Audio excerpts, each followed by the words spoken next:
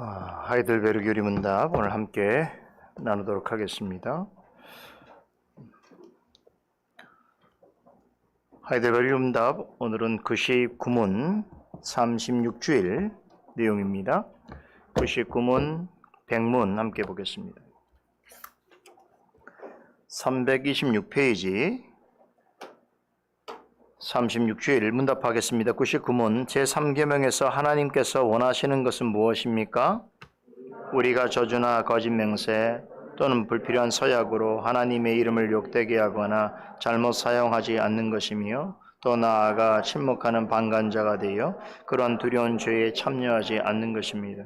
오히려 하나님의 거룩한 이름을 두려워하고 존경하는 마음으로만 사용하여 우리가 하나님을 바르게 고백하고 부르며 우리의 모든 말과 행실에서 그분이 영광을 얻도록 하는 것입니다. 백문, 맹세나 저주로 하나님의 이름을 욕되게 하는 것은 그들이 할 수 있는 대로 그러한 죄를 막거나 금하지 못한 사람에게까지 하나님께서 진노하실 정도로 중대한 죄입니까? 진실로 그렇습니다. 하나님의 이름을 욕되게 하는 것보다 더 크고 하나님을 진노케 하는 것은 없습니다. 따라서 하나님께서는 이 죄를 사형으로 벌하라고 명하셨습니다. 자, 우리 지난 주일에 3계명과 관련된 말씀에서 3계명 출애굽기 20장 7절에 너는 너희 하나님 여호와 이름을 망령되이 읽지 말라라고 하는 말씀이죠. 자, 이 말씀에 제가 두 번이나 반복되는 표현이 있다고 말씀을 드렸죠. 하나는 하나님의 이름이고 또 하나는 망령되다라고 하는 표현입니다. 그래서 지난 시간에는 망령되다라고 하는 말의 의미에 대해서 살펴봤는데요. 부정적 명령이죠. 망령되이 하지 말라, 일컫지 말라라고 하는 것이니까요. 그 망령되이라고 하는 말의 뜻이 뭐냐? 그래서 히브리어 이와 관련된 해당되어지는 말이 단어가 샤베라고 하는 말인데 이 말에 네 가지 의미가 내포되어 있다고 말씀을 드렸습니다. 그래서 하나님의 이름을 망령되이 일컫지 말라고 하는 말에 있어서는 하나님의 이름을, 여기서 이름이라고 하는 건 제가 계속 말씀드리죠. 존재다. 하나님은 이름과 존재가 동일시되어지는 분이에요. 그렇죠. 그래서 우리가 성경에 하나님의 이름을 부른다는 것은 하나님의 존재를 찾는 것을 이야기하는 것입니다. 그냥 단지 이름만을 부르는 게 아닙니다. 사람에게는 호명하는 이름이 있지만 하나님은 고유명사형 이름이라는 게 필요치 않는 분이죠. 그렇죠. 하나님은 존재하심 그 자체다. 그래서 하나님의 이름을 부르는 것, 하나님의 존재를 찾는 것은 어떻게 하지 말라는 것입니까? 첫째는 악하게 부르지 말고, 두 번째는 헛되게 부르지 말고, 셋째는 거짓되게 부르지 말고, 넷째는 가볍게 부르지 말라라고 하는 의미가 망령되이 부르지 말라라고 하는 의미 속에 있다라고 지난 시간에 말씀을 드렸고, 지난주에 시간 관계상 설명드리지 못한 부분이 있는데요. 우리 한번 찾아볼까요? 이 부분 한번 읽어보고만 확인만 하고 넘어가도록 하겠습니다. 그 3계명에 관해서 이 망령되이 부르다라고 하는 의미가 어떠한지를 가장 잘 해설한 그 신앙 고백서 중에 저는 단연 웨스트민스터 대요리 문답을 꼽습니다. 대요리 문답을 한번 잠깐 볼까요? 대요리 문답 113문 한번 보십시다. 자, 페이지로 133페이지인데요. 133페이지 113문 한번 보겠습니다. 113문 제3계명에서 금지된 죄들은 무엇입니까? 이 내용은요. 그러니까 여호와 이름을 망령되이 일컫지 말아야 되는데 여호와 이름을 망령되이 일컫는 것에 대한 그 죄는 무엇인가? 이런 의미이기도 합니다. 자, 우리 그러면 답을 한번 보시겠는데요. 그냥 제가 잠시 이렇게 내용이 정리되어 있으니까 말씀은 드릴 테니까 눈으로 한번 확인을 해보시면 좋겠습니다. 한 12가지 정도로 정리해 볼 수 있겠는데요. 먼저는 하나님의 이름을 여기 보면 요구된 대로 사용하지 않는 것이라고 그랬죠. 요구된 대로 사용하지 않는다는 건 뭐냐면 하나님의 성경에서 가르치는 하나님의 존재와 관련하여서 올바르게 사용하지 않는 것, 하나님이 계시한 방식대로 사용하지 않는 것, 잘못이라는 것이죠. 또는 두 번째는 하나님의 이름을 무지하게 또 헛되이 헛되이 불경하게 그리고 모독적으로 미신적으로 혹은 악하게 언급하는 것, 그런 것을 남용이라고 하는 거거든요. 하나님의 이름을 부르는 건 좋은데 그 부름을 이렇게 여러 가지 하지 말아야 될 그런 의미로서 계속 남발하는 것, 그것도 3계명을 어기는 것이고, 세 번째는 하나님의 칭호, 속성, 규례, 또 하시는 사역을 모독하고 위증하는 것, 그죠? 그것을 모독하고 위증하는 것으로 사용하는 것도 3계명을 범하는 것입니다. 네 번째는 하나님의 이름을 죄악된 저주나 맹세나 서원이나 추첨 등으로 남용하지 않는 것. 이제 이건 뭐 다음 시간에 좀 배울 내용인데요. 하나님의 이름으로 요즘 그 한국 영화에서는 특별히 그런 것 같아요. 뭐 여러분이 이번에 뭐 나온 영화를 보셨는지 모르겠습니다만 저는 영화를 거의 안 봅니다. 근데 어느 자리 가서도 영화 얘기를 하니까 목사님들도 영화 얘기를 하셔서 보지 않았는데 다 본 것 같은 느낌 있죠. 수리남인가요? 맞나요? 요즘에 뭐 유행한 영화가 있다고 그래서 다들 말씀하셔요. 그래서 몇 번 들었더니만 내 머릿속에 다 그려져요. 안 봐도. 신기하죠? 제가 스스로 신기하게 생각해요. 다 아는 것 같이 생각되는데 그 한국 영화에서 요즘에 이런 기독교에 대하여 어떤 태도를 취하는지가 명확하게 드러난 그러한 장면들이 여러 나온다고 하는데 그 목사로 분한 배우가 이렇게 마약상이라면서요. 근데 하나님의 이름을 함부로 막 하고 그 이름을 저주를 하고 욕설을 막 베풀고 한다면서요. 그러니까 그게 얼마나 심각하게 3계명을 어기는 것이요. 또 하나님의 영광을 그르치는 것인지 저는 그런 일들은 반드시 하나님의 엄중한 심판을 반드시 받을 것이라 생각하는데 다만 아쉬운 것은 한국의 그런 어떤 요즘 말하는 K-팝 문화를 만드는 사람들이 기독교를 너무 쉽고 가볍고 우습게 여기는구나. 이런 생각이 좀 들어서 안타까워요. 그죠? 툭 하면 교회의 모습을 부정적으로 비치고 목사나 장로나 집사 같은 교회의 직분자들을 아주 우스꽝스럽고 아주 범죄자 같은 그런 모습으로 아주 당연하게 그리는, 그래서 한국 영화에 교회가 정상적으로 나오는 교회는 거의 없던 것 같아요. 이런 걸 보면서 우리가 그냥 좋아해야 될까요? 저는 보기 싫은 거예요. 우리 현실이 그렇지 않은데 사람들이 그렇게 만든 현실을 저는 보고 싶지 않은 거죠. 여하튼 간에 아주 심각하게 3계명을 범하는 것이고 만만한 거죠. 하나님을 만만하게 생각하는 거죠. 그런 자들에게 언젠가는 큰 심판이 있게 됩니다. 그리고 또 뭡니까? 우리의 맹세와 서원이 합법적인 것에 위반되고 오히려 불법적인 것을 지키는 것. 이것도 심각한, 그러니까 무슨 얘기입니까? 하나님의 이름으로 잘못된 것을 맹세하고 그것을 지키는 거예요. 근데 그 불법인 거죠. 예를 들면 하나님의 이름으로 도둑질 할 거야 이러면 지키지 말아야 되는 건데 하나님의 이름을 걸었으니까 그 일을 하겠다는 거죠. 나는 누구의 원수를 갚을 거야. 저 사람 죽이고 말 거야. 누구 이름으로? 하나님의 이름으로 할 거야. 이렇게 말하면 그건 해서는 안 된 일인데 그렇게 하는 사람들이 있단 말이죠. 그것도 3계명을 범하는 것이죠. 또 뭐가 있습니까? 하나님의 작정과 섭리에 대하여 불평하고 항변하는 것. 여러분 그런 생각해 본 적 있습니까? 3계명 생각하면서 하나님의 작정과 섭리에 대해서 막 불평하고 악평하고 이스라엘 백성들이 광야에서 했잖아요. 그들은 어떻습니까? 스스로는 3계명을 어기지 않는 것처럼 생각하지만 하나님 편에서는 그들이 하나님의 작정과 섭리에 대해서 이런 태도를 보이는 것도 3계명을 어기신 것으로 큰 죄악으로 보신다는 거죠.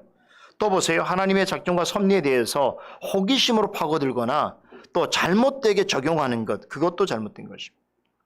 또 하나님의 말씀이나 그것의 어느 부분을 잘못 해석하거나 잘못 응용하여서 어떤 방식으로든 하나님에 대해서 곡해하거나 또 하나님을 모독하는 농담이나 호기를 부리는 무익한 질문들, 헛된 말다툼, 그릇된 교리를 지지하는 것, 이런 데 하나님의 이름을 사용하는 것 다 뭐예요? 다 이게 3계명을 어기는 거예요. 여기에는 이단만이 아니겠죠. 강단에서 교회란 이름을 가지고 성경 말씀을 잘못 전하고 또 강단에서 말씀을 전해야 될 자가 뭐 수시로 하나님의 이름을 가지고 농담을 하거나 그렇죠? 사람들에게 흥미를 끌기 위해서 하나님 이름을 아주 잘못되게 해석하는 입에 오르내리게 하는 것 이런 것들도 다 삼계명을 잘못 적용하는 것이죠. 또 뭐가 있습니까? 하나님의 이름을 피조물이나 하나님의 이름 아래 내포되어 있는 어떤 것이나 또 마술 또는 죄악된 정욕과 행위에 악용하는 것 그렇죠? 또 하나님의 진리와 은혜 또 그 방법을 훼손하고 경멸하고 역설하는 것 혹은 어떻게든 그런 것들을 반대하는 것 또 외식이나 악한 목적으로 신앙을 고백하는 것 하나님의 이름을 부끄러워하거나 또 그 이름에 대하여 불안해하고 지혜롭지 못한 처사를 행하고 전혀 열매가 없고 해로운 일의 행위에 의해서 그 이름에 수치를 돌리거나 그 이름을 배반하는 것. 그러니까 뭐 마지막 하나만 더 얘기하면 뭐 그리스도인데 세상 사람들도 다 요구도 먹을 손가락질을 받는 것도 삼계명을 어기는 거예요. 아유 사람들이 혀를 차면서 아유 저 하나님 믿는다고 하더니만 저봐 저런 사람이 어떻게 하나님을 믿어? 라고 하는 것도 삼계명을 어기는 거예요. 그렇죠. 아주 세세한 내용까지 잘 설명해 주고 있습니다. 이게 과연 지금으로부터 한 450년 이전에 만들어진 문서라고 생각하기 어려울 정도로 우리의 신앙의 삶 이런 걸 딱 보게 되면 어떻습니까? 세월은 변해도 사람은 변하지 않는다. 교회적 환경도 여전하다라는 것을 확인해 볼 수 있는 것이지요. 제가 그래서 지난번에 소유리 문답 해설할 때 이 부분을 하나하나 다 이렇게 떼어서 설명드렸어요. 그래서 좀 시간이 되신 분들은 제가 이전에 설명드렸던 소유리 문답 해설을 차분하게 들어보시면 제가 이 부분 하이델베르그 문답의 데요리 문답의 이 십계명 부분은 매우 중요하고 이 데요리 문답의 사실 하이라이트라고 그랬죠. 그래서 하나하나 설명드렸던 기억이 있으니까요. 여러분 찾아보시고요. 자, 오늘은 이제 다음 내용으로 지금까지는 하나님 이름을 망령되이 일컫지 말라라고 하는 부정적 차원에서의 금지 명령에 대해서 우리가 집중해 살펴봤다면 이제 하나님의 이름을 사용하는 긍정적인 부분은 없는가를 한번 생각해 보도록 하겠습니다. 자, 우리가 어떤 경우에서 하나님의 이름을 주로 부르게 되나요? 뭐 여러 가지 경우가 있습니다만 공식적으로 하나님을 이름을 불러야 하는 긍정적 차원에서의 어떤 상황이 우리에게 있을 수 있겠죠? 그 대표적인 것을 두 가지로 생각해 볼 수 있습니다. 뭐냐면 하나님을 이름을 공적으로 불러야 되는 상황. 예배와 기도죠. 예배 때와 기도 때입니다. 그렇죠? 우리는 예배를 드릴 때 기도하고 찬송 드릴 때에 하나님의 이름을 가장 많이 부릅니다. 그런 점에서 자, 삼계명은요. 조금 더 깊숙이 들어가면 우리의 예배 생활, 우리의 기도 생활, 우리의 찬송 생활하고도 아주 밀접하게 관련되어 있다는 것을 우리는 기억해야 됩니다. 자, 먼저 삼계명과 예배와 관련해 생각해 볼 때에 우리 두 구절을 찾아보도록 하겠습니다. 시편 말씀 한번 볼까요? 시편 29편 2절 한번 찾아보세요. 시편 29편 2절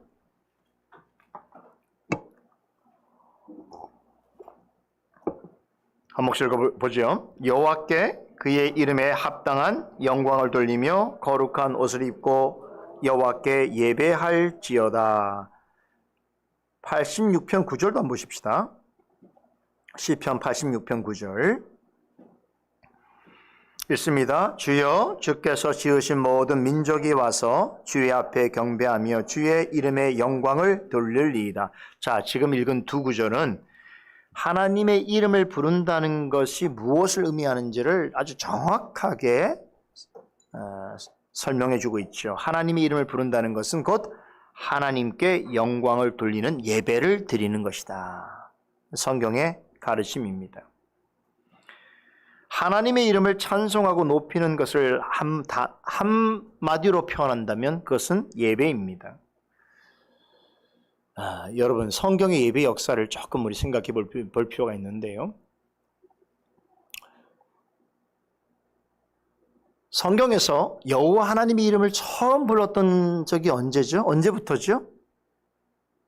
혹시 아십니까? 언제부터 여호와 하나님의 이름을 사람들이 부르기 시작했다고 그랬죠? 누구 때부터라고 그랬죠? 이렇게 질문만 하면 불안해지는 분들이 있어요. 질문만 하면 눈이 반짝반짝 하시는 분이 있고, 자다가도 일어나서 답변하려고 하는 분이 있고, 질문만 하면 보다가도 고개를 숙이는 분이 있거든요. 여러분 어떻습니까? 다 아시잖아요. 바로 에노스 때입니다. 우리 창세기 4장 26절에 따르면 에노스 때부터 사람들이 본격적으로 하나님의 이름을 불렀다고 합니다. 우리 에노스 잘 알잖아요.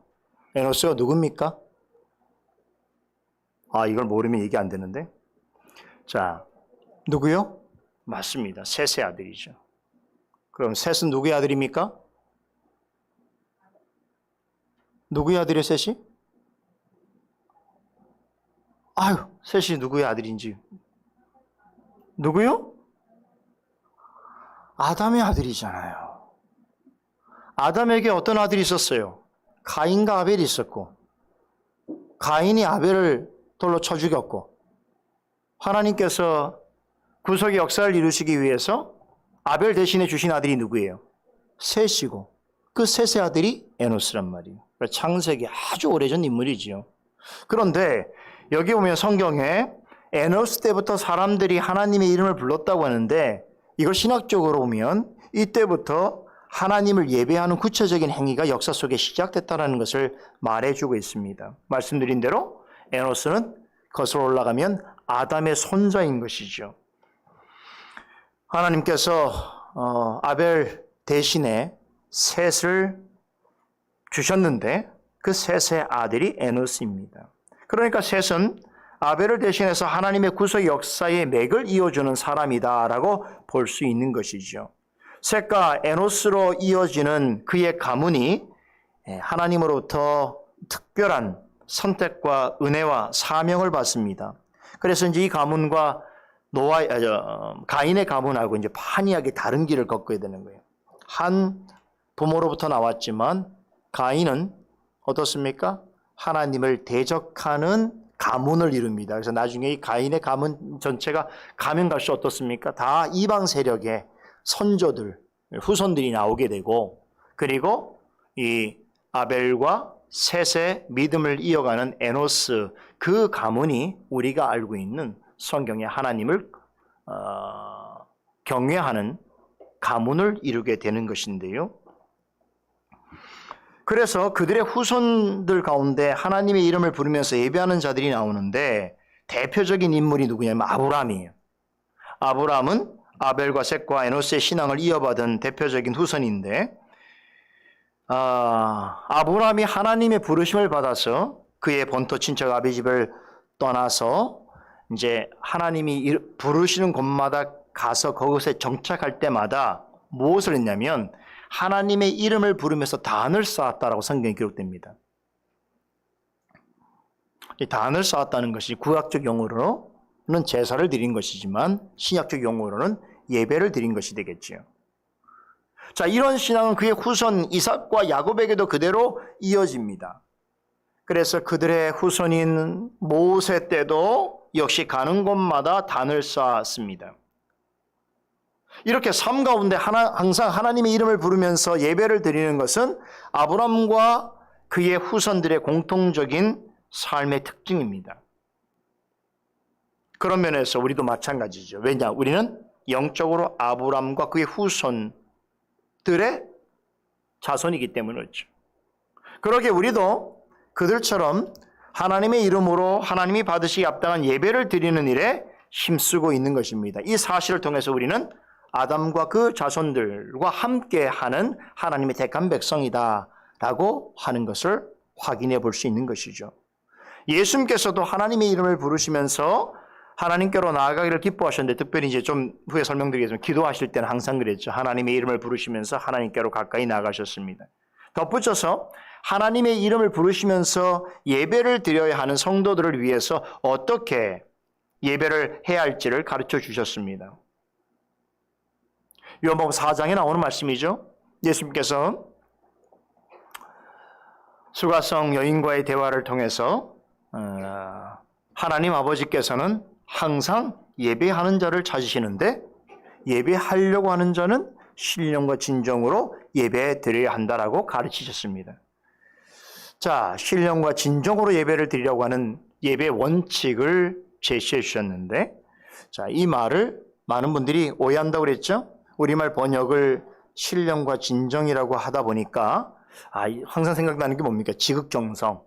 우리 편에서의 열심으로 하늘을 감동시킬 만한 그런 모습으로 예배를 드려야 하는구나라고 많은 분들이 예배를 그렇게 이해합니다. 물론 예배에 지극정성이 없어서는 안 되겠죠. 우리가 온 마음과 뜻과 정성을 다해서 드리는 예배라고 한다면 그럴 수 있겠죠. 그런데 문제는 뭐냐면 받으시는 분의 의도와 뜻은 생각지 아니하고 내 편에서의 지극정성만을 강조하는 방식으로 나아가게 되면 그 예배는 성경에서 가르치는 예배와 점점점 멀리 떠나게 되는 것이죠. 한국 교회의 과거의 예배의 모습이 이런 경우가 참 많았던 것으로 기억합니다. 참 모이기를 자주 했고 또 예배도 참 많이, 여러분 한국 교회처럼 예배를 많이 드리는 교회는 역사 속에 없어요. 생각해 보세요. 매일같이 드리는 새벽 예배 있죠. 매주마다 모이는 수요 예배, 금요 예배, 또 무슨 또 특별한 모임의 예배들 일이죠. 그러다가 주일날 어떻습니까? 지치죠. 다른 날 막 예배 모임 참석하다가 결국 주일날 와서는 다 지치고 파김치가 돼서 주일 예배 때는 다 힘들어. 그러면 안 되는 거죠. 그렇죠? 여하튼 간에 그런 예배를 드릴 때에 과거에 우리가 어떤 생각을 많이 했습니까? 열심히 해야 되고 진정성을 보여야 되고 최선을 다해야 되는 것만을 강조하니까 이게 참 좋은 면인데도 불구하고 받으시는 이에 대해서는 생각지 않고 그러다 보니까 다른 종교랑 비슷해지는 그런 결과를 초래하게 된 것이죠. 말씀드린 대로 우리 편에서 아무리 큰 진정성을 갖고 지극정성으로 드린다고 하더라도 여러분 하나님을 감동케 할 수 없습니다. 그것으로는요.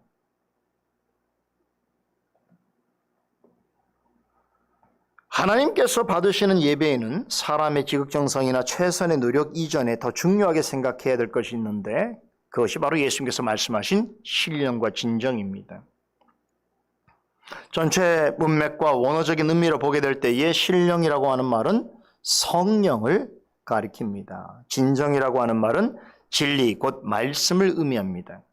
하나님께서 받으실 만한 예배를 드리기 위해서는 성령의 이끄심과 도우심이 절대적으로 필요할 뿐만 아니라 진리를 바르게 알아야만 예배를 받으시는 하나님이 기뻐하실 만한 예배를 드릴 수 있습니다. 기독교에서는요, 중요한 것은 뭐냐면 예배 행위 자체가 아니라 예배를 받으시는 분이 누구이신가를 아는 것이 먼저 중요한 것입니다. 그래서 신령과 진정으로 드리는 예배란 성령께서 말씀으로 깨우쳐 주심으로 진리로 각성된 마음을 가지고 하나님께 드리는 예배인 것입니다. 따라서 우리는 항상 성령과 진리 안에 있어야 하는 것이지요. 성령께서 말씀으로 이끄시는 삶을 살아가야 하는 것입니다. 그렇지 않으면 하나님의 이름을 올바로 부를 수도 없거니와 하나님이 받으실 만한 예배를 드릴 수 없는 것이죠. 자, 이 신령과 진정이라는 얘기가 나왔으니까 조금 더 말씀드리면, 자, 이 표현은 즉 성령과 진리로서 예배를 드린다라고 하는 이 표현은 단지 이렇게 공적으로 모여서 예배를 드리는 그때에만 적용되는 것이 아닌 거예요. 다시 말해서 우리의 평소의 삶에서도 우리는 성령과 말씀의 인도함과 도우심과 보호하심을 입어야 한다는 것이죠. 그런 사람이 주일날 나와서 하나님 앞에 신령과 진정으로 예배 드릴 때에 그 예배를 하나님께서 기뻐 받아주시는 것이죠. 다시 말해서 세상에서 성령과 말씀과는 아무런 관련이 없이 살다가 하등 성령의 인도하심이나 말씀의 깨달음과는 담을 쌓고 살다가 그저 주일에만 나와서 의무적으로 예배를 드린다는 것은, 그걸 통해서 자신이 할 일을 다 했다고 생각하는 것은 하나님이 기뻐하시는 예배자가 아니라는 것입니다. 그 사실을 사도 바울이 로마서 12장에서 정확하게 설명해 주고 있어요. 성도들이 예배를 드려야 할 자세와 원칙에 대해서 이렇게 설명해 줍니다. 너희 몸을 하나님이 기뻐하시는 거룩한 산 제물로 드리라. 이는 너희가 드릴 영적 예배니라. 너희는 이 세대를 본받지 말고 오직 마음을 새롭게 함으로 변화를 받아 하나님의 선하시고 기뻐하시고 온전한 뜻이 무엇인지를 분별하도록 하라라고 말씀하죠. 여기서 너희가 드릴 영적 예배는 주일 예배를 말하는 게 아닙니다. 주일 예배만을 말하는 것이 아니고 우리의 삶에서 오늘 오전에 시편 16편 말씀으로 예지면 하나님께서 줄로 재우시는 우리의 삶의 영역 안에서 우리의 삶의 처지에서 늘 평소에 하나님이 원하시는 선하고 기뻐하시고 온전한 것이 무엇인지를 분별하면서 자신을 마치 산 제물로 드리듯이 살아가는 그런 삶을 살아가는 성도, 그런 성도가 에게 너희가 드릴 영적 예배니라고 말씀하신 것입니다. 그러니까 로마서 12장에서 사도 바울이 언급하는 영적 예배는 우리의 삶 전체를 하나님의 산 제물로 드리는 그런 모습으로 살아갈 것을 요구하고 있는 것입니다. 자, 그렇다고 해서 공적 예배가 중요하지 않은 건 절대 아니죠. 공적 예배는 너무나 중요합니다. 공적 예배에 우리가 모이는 그 의미와 그 날과 그 시간과 그 모임을 여러분 약화시키거나 퇴색시켜서는 안 되는 것이죠. 하나님께서는 성도들이 함께 모여서 공적으로 예배하는 날을 정하셨어요. 이 날은 주일입니다. 하나님께서는 이 날에 하나님의 백성들이 교회당으로 모여서 성령과 진리로 드리는 그 예배에 참여하도록 하십니다. 그러하기 위해서 우리를 부르십니다. 이때에 강단에서 구원의 진리가 선포되어지고 성령께서 그 말씀으로 그 말씀의 의미를 깨닫게 해주시고 또 그 말씀을 따라서 은혜로 살아가게 될 때에 우리가 마음과 뜻과 정성과 힘을 다해 드리는 그 예배를 하나님께서 기뻐 받아주시는 것입니다. 그래서 하나님의 이름을 부른다라고 하는 말의 가장 긍정적이고도 적극적인 의미는 뭐라고요? 하나님이 기뻐하시는 예배를 드린다라는 것입니다. 주일에 드리는 공적 예배의 중요성에 대해서는 다음에 배울 사계명에서 자세하게 설명해 드리도록 하겠습니다. 그런데 여러분 오늘 이 시간에 꼭 잊지 마셔야 될 것은 우리가 고백하는 3계명은 거기에서 하나님의 이름을 일컫는다는 것은 예배와 매우 관련되어 있구나. 하나님의 이름을 부른다는 것은 예배를 하나님이 기뻐하시는 예배를 드리는 것이구나. 이 사실만큼은 여러분들이 잊지 마시기를 바랍니다. 자, 다음 기도입니다. 기도. 우리가 일상생활 속에서 하나님의 이름을 가장 자주 많이 부르는 일이 기도이지요. 여러분 시편서를 보세요. 시편 보게 되면 시편은 정말 거의 대부분이 기도예요. 근데 예외 없이 어떻게 시작합니까? 하나님의 이름을 부르면서 시작하지요. 그냥 자기 생각으로 시작하는 시편은 하나도 없어요. 다 하나님의 이름을 부르면서 시작합니다. 오늘 우리 강서 시간에 살펴봤던 시편 16편, 굉장한 말씀이죠. 오늘 박주모 성도님이 시편 16편을 엄청나게 평가해 주셨어요. 그동안 들었던 모든 말씀도 다 은혜롭지만 오늘 16편 너무 은혜롭다고 말씀하셨어요. 그죠? 그러면서 16편이 기독교에서 가장 핵심적인 복음을 전하고 있다. 이렇게 평가하셨는데 맞는 말씀입니다. 오늘 16편의 그 시편 기자, 그 시편은 믹담의 시편, 다윗의 믹담이라고 해서요. 다윗이 지은 시라고 우리가 알고 있는데 다윗이 뭐라고 이 시를 시작합니까? 하나님이여 나를 보호하소서. 내가 주께 피하나이다. 하나님의 이름을 부르지요. 그래서 여러분 시편을 잘 살피면 하나님이 기뻐하시는 기도를 배울 수 있습니다. 그런데 여러분 시편 기자들이 기도나 간구할 때 왜 처음에 하나님의 이름을 부르는지 아세요? 자, 여러분 우리는 보통 여러분은 아니시겠지만 예전에 우리의 모습은 지금은 아니겠습니다. 기도를 어떻게 이해했습니까? 하나님께 내가 원하는 것, 내가 필요한 것을 요구하는 신앙적 행위 정도로 기도를 생각했던 것이죠. 그렇죠? 그래서 가정에서도 아이들이 부모님한테 뭘 이렇게 요구하면 부모님이 그걸 자기 들어올 수 없으면 하나님께 기도해봐. 그럼 아이는 어릴 때부터 내가 우리 엄마 아빠한테 요구하지 않아도 하나님께 뭘 기도하면은 뭐 요구하면 하나님이 다 들어주시는구나 라고 생각했다가 살면서 그게 안 된다는 걸 알고 실망하고 실족해서 뭐 교회를 안 다니니 막 이렇게 해가지고 내가 너를 잘못 가르쳤니 막 이렇게 악순환이 되는 거예요. 어렸을 때 바르게 가르쳐야 되는 거예요. 그죠? 기도는 하나님의 자녀가 하나님께로 가까이 다가가는 건데 다가가는 목적이 뭘까요? 하나님과 영적으로 교통하기 위해서 그런 것입니다. 여러분, 교통이란 말이 뭡니까? 서로 주고받는 것이죠. 그렇죠? 그러니까 내 말만 하는 건 기도가 아니에요. 그렇죠? 하나님의 말씀도 들어야 되는 것이죠. 하나님 뜻도 살펴야 되는 것이죠. 우리 지난번에 사도행전 말씀 통해서 이 복음을 전할 때에 그 복음을 받는 상대방, 수용자 입장도 잘 이해해야 된다는 말씀을 전해드렸는데 어떻습니까? 우리가 서로 복음을 전할 때도 교통함이 있어야 되잖아요. 너무 일방적으로 자기만 하는 게 그건 자기의 뭐 흥에 지나지 않아서 또 자기 어떤 스스로 감격해서 하는 행동일 수 있는 거죠. 상대방이 어떠한가를 잘 알아야 되는데 기도도 마찬가지예요. 기도는 교통이잖아요. 하나님을 잘 알아야 될 거 아니에요. 하나님의 뜻도 생각해야 될 거 아니에요. 일방적으로 내 말만 하면 안 되는 것이잖아요.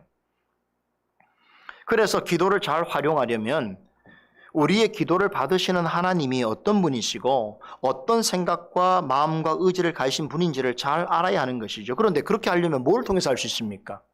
말씀을 통해서, 성경을 통해서 하나님을 알 수 있는 것이죠. 그러니까 기도를 잘 하려면 다른 말로는 성경을 잘 알아야 되는 거고, 성경을 잘 안다는 건 하나님을 잘 알아야 된다는 것이에요. 그래야 교통함이 이루어지게 되는 것이. 여러분, 성경은 기도에 관해서 많은 가르침을 우리에게 전해주는데 대표적으로 이렇게 구분할 수 있습니다. 성경에서 가르치는 기도는 하나님이 들으시는 기도와 듣지 아니하시는 기도로 나뉘어집니다. 하나님이 모든 기도를 들으시긴 하지만 다 들어줄 의무가 없는 것이죠. 그죠? 그래서 어떤 기도는 우리가 아무리 해도 그 기도가 이루어지지도 않고 또 어떤 기도는 상당 기간 동안 그 기도가 응답되기 동안 지체하기도 하고, 그렇죠?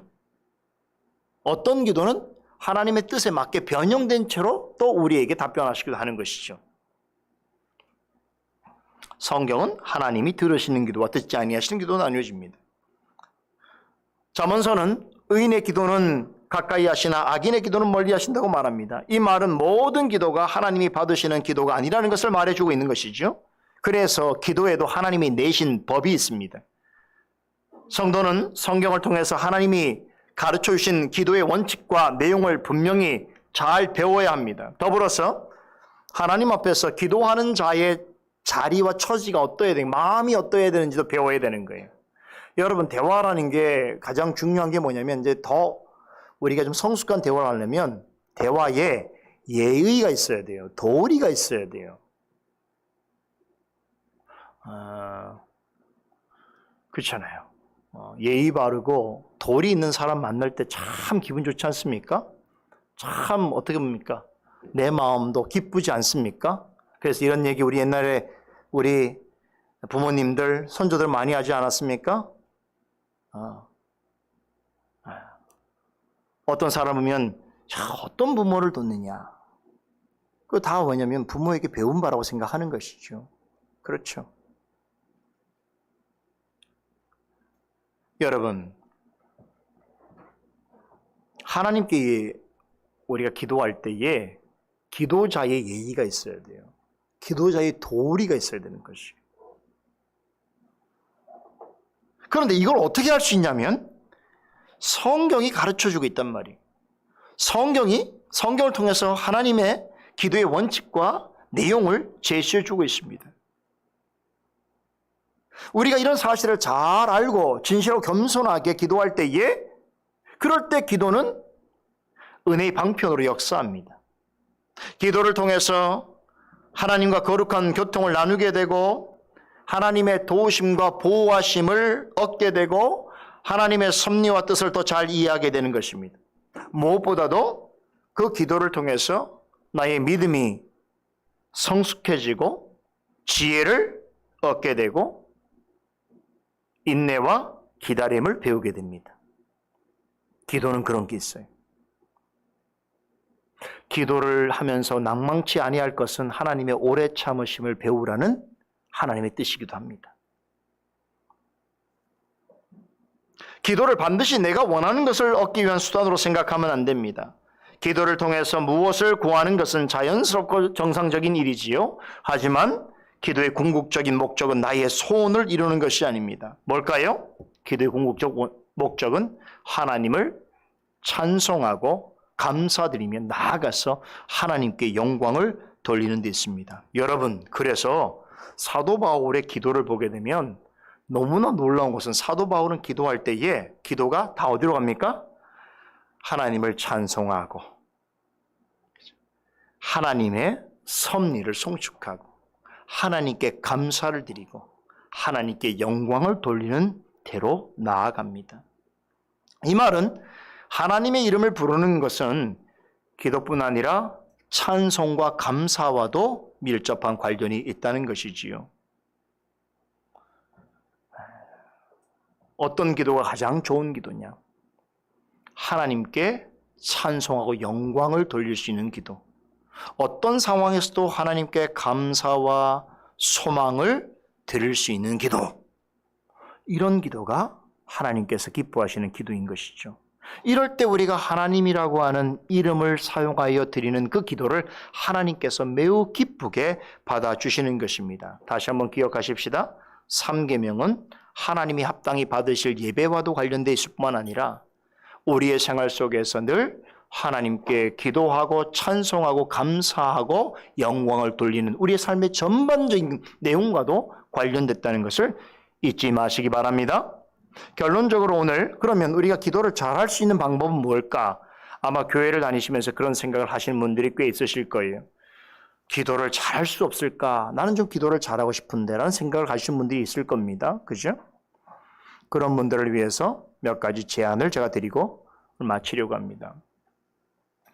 첫째는요, 성경을 통해서 가르쳐 주시는 기도의 원리와 방법을 잘 알아야 됩니다. 이 말은 아까 쉽게 말씀드렸죠.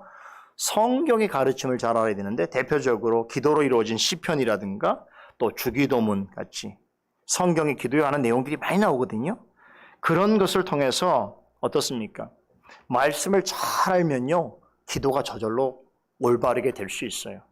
기도를 잘한다는 말이 말을 유창하게 한다는 게 아닙니다. 그런 의미가 아니고 하나님이 기뻐하시는 뜻을 따라 기도하는 것. 그렇게 하려면 말씀을 잘 아셔야 됩니다.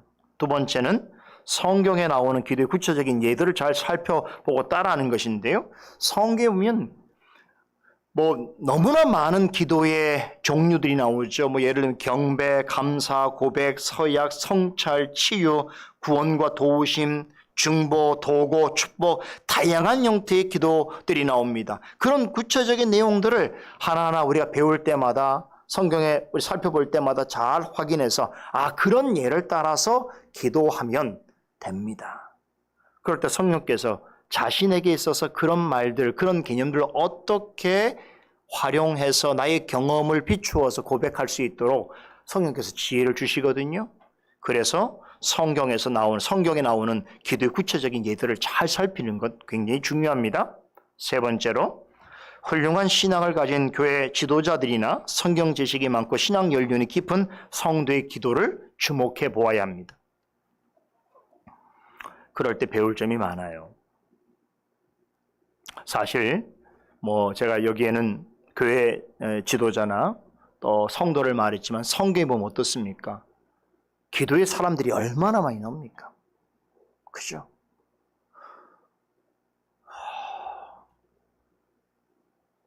아브라함, 야곱, 모세, 다윗, 느헤미야, 다니엘, 엘리야, 그 외에도 무수히 많은 기도의 사람들이 나오거든요. 그런 분들이 하나님 앞에서 어떤 지금 상황에서 그들이 처한 상황에서 어떻게 기도하는가를 자세히 살펴보면 됩니다.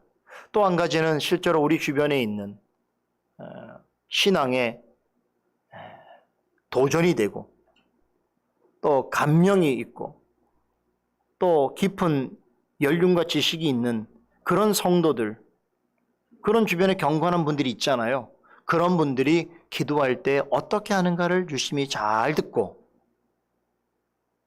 그리고 자신의 방식에 따라서 그렇게 기도하는 것은 대단히 좋은 방법인 거죠. 네 번째, 기도를 바르게 잘 하려면 구원의 은혜를 깊이 묵상하고 감사와 찬송의 제목들을 기억하여야 합니다. 이게 굉장히 중요한 일이죠. 내가 기도할 때에 어떤 태도에서만 기도하는가? 항상 어렵고 힘든 일이 있을 때만 그냥 하나님을 찾느냐? 그러지 아니하고 항상 구원의 은혜의 삶을 살아가는 중에서 깊은 말씀의 묵상과 더불어서 감사와 찬송의 그런 제목들을 찾는다고 한다면 그 사람은 어떤 형태의 기도를 드린다 할지라도 시간을 내어서 하나님 앞에 무릎 꿇고 기도하지 못하고 자기의 일상의 생활 속에서 혹은 운전하다가 길을 가다가 하는 그런 기도일지라도 하나님께서 받으시는 기도입니다. 그렇죠? 아까 말씀드렸잖아요. 바울의 기도를 보면 바울의 기도는 자기의 소유 원하는 것을 무조건 하나님께 들어달라고 하는 그런 간청이 아니고 그 어려운 형편 속에서도 감사와 기쁨과 소망과 하나님께 돌려드릴 영광을 생각하면서 기도하는 것이. 그렇죠? 마지막 다섯 번째입니다. 쉬지 말고 기도해야 합니다. 쉬지 말고 기도하라는 말씀이 무엇을 말하는 것입니까? 언제나 하나님과의 영적인 교통을 누리고 그것을 즐거워하라는 것입니다. 여러분, 정말 하나님의 사람은요, 기도하기를 즐거워하는 사람입니다. 기도하는데 시간을 아끼지 않는 사람입니다. 성경에 쉬지 말고 기도하라고 그랬어요. 24시간을 기도하라는 말은 아니겠지요. 우리의 의식이 항상 있을 때에, 하나님 앞에 찾을 수 있을 때에, 기회와 여건이 주어질 때에 늘 하나님과 영적 교통의 끈을 놓지 말라, 이런 뜻입니다. 그렇죠? 그렇게 한다면 우리도 성경에서 가르치는 그런 기도를 잘 할 수 있게 될 것입니다. 기도하십시다. 거룩하신 하나님, 오늘 하이델베르크 요리문답을 통해서 3계명에서 우리에게 가르치시는 실제적인 교훈들에 대해서 생각해 보았습니다. 이 시간을 통해서 우리가 미처 그동안 생각하지 못하고 또 정리하지 못한 부분들에까지 세세하게 가르쳐 주시고 또 실제로 우리의 신앙 지식으로만 남는 것이 아니라 우리의 신앙적인 삶 속에서 구체적으로 실천하고 또 적용하고 열매로 맺어야 할 부분들까지 있음을 기억하여 늘 겸손히 하나님의 말씀과 또 바르게 증거되어지는 교리를 잘 배우고 익힐 수 있도록 인도하여 주시옵소서. 이번 한 주도 또 오늘 우리에게 주신 은혜를 저희가 품고 살아가기를 원합니다. 우리가 살아가는 삶의 형편과 우리의 마음은 늘 혼란하고 아름답지 못하오나 그러나 성령과 말씀으로 우리와 함께 하시는 하나님은 우리의 산업이시요 우리의 자녀 소득이시요 분기시요 기업이신 그 하나님께서 우리와 함께 하신다면 우리의 정해주신 삶의 그 모든 환경과 또한 그런 모든 일들이 또 하나님께 영광 돌릴 수 있는 일인 줄 믿사오니 그런 삶을 주님 앞에 정직하고 신실하게 살아가는 우리 모두가 되게 하여 주시옵소서. 감사드리며 예수 그리스도 이름으로 기도드리옵나이다. 아멘.